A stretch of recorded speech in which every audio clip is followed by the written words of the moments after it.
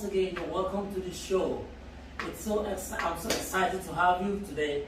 And this is Port Series. My name is Olushola.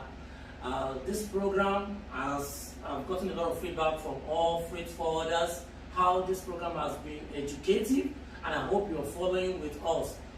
People at the diaspora have also informed us that they are interested in this program.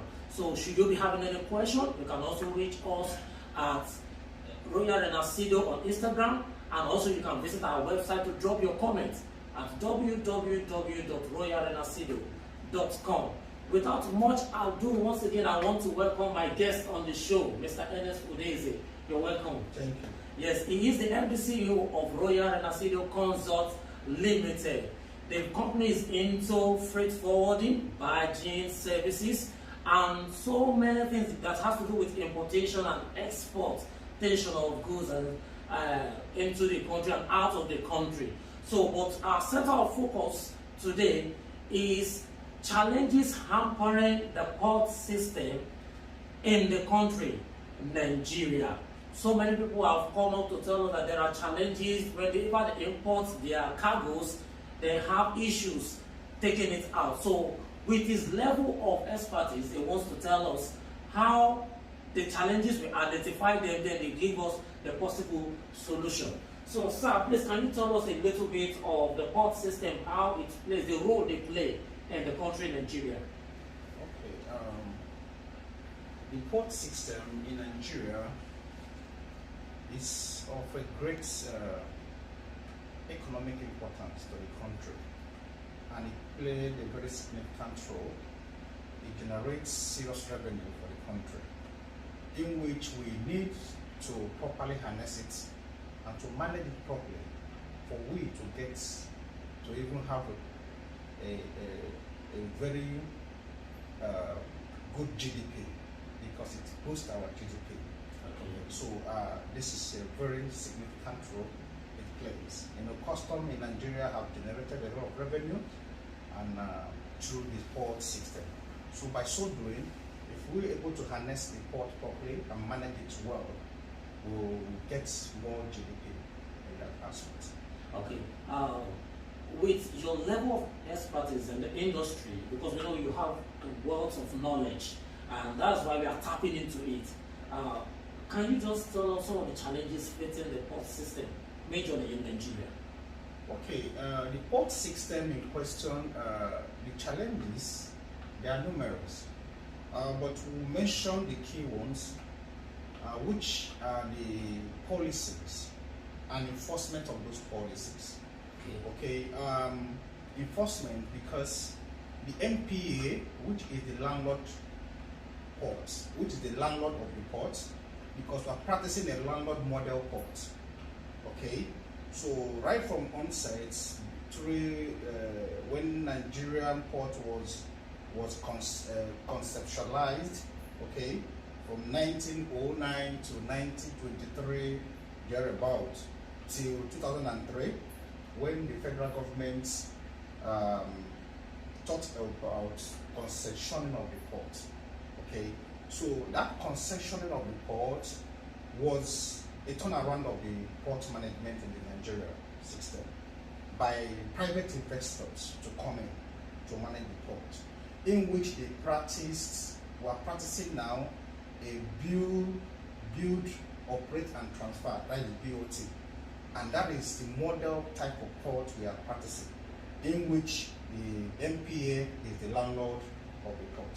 So MPA meant to enforce those agreements they had when they handed it over to these private sectors.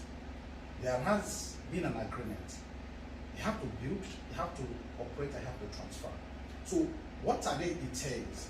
Because before now, our ports deteriorated. There was no equipment to manage them.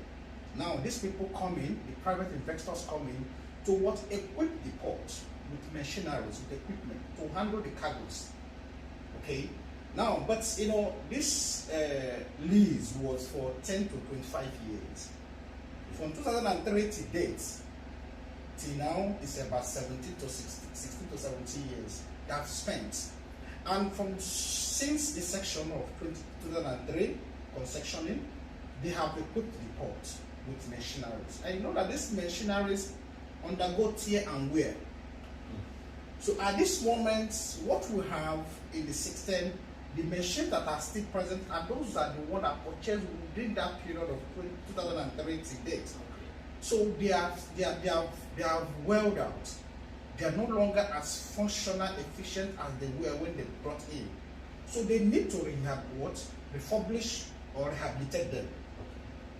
Okay, so for our ports to function to the optimum, the policy makers and enforcers should able to go back to the drawing board to know if these ports are meeting to the demands of what they agreed on. If the equipment are functional properly, if it's not, compel them to do so, so that we have a functionable equipment to handle these cargoes. Okay, so and these are the reasons why we're having serious conjunctions. Because when a vessel calls at your port, it takes over, a vessel that meant to be discharged within a space of 24 to 48 hours, spends a week and 2 weeks, or even more than, okay, because of poor cargo handling. So these are the issues we are facing. So now, if the policy makers and policy enforcers are doing their job, I bet you our port will be more than what it takes today. And I will rest my case on that aspect. Okay, so you will have other things that influences causing this port decay in the system. We have issues of bad roads. The road that leads to the ports are not in good condition. Okay, you see, so here federal government needs to come in. The money they generated from the port aspect should be placed on the road to make sure that the roads are functional. Okay, because of the bad road nature, we have been trying to use the inland waterways to discongest the port by introducing banking system, which is now cushioning the effects at the moment. But in that aspect, the machineries are still not yet functional to the optimal to be able to discongest this port properly. Okay, so there are issues we are having. Okay, we talk about poor port management. Okay, so those are the things, because if you don't have a good intermodal system that help you to discongest this thing, having a proper stacking area planned before the arrival of the vessel. Okay, these are the issues we are facing as a people. So the area we address these things, be better for us. All right, thank you so much. Viewers, we hope you've been able to get one thing or the other. But I still want you to follow us, because this is not the end of the program. But I want you to know that if you have any comments concerning the show, you can drop your comments on our website, www.royalrenasido.com. And if you have any contribution, you want to reach out to us, maybe you have some of your consignments, your cargoes that are coming in, and you need professionals to handle them for you. You can also reach out to Royal Renasido Consult Limited. Okay, we will be going for now, and we want you to stay tuned for the next program. On part 2, where we'll be discussing the challenges of port handling and congestion at our port. So, till then, bye-bye.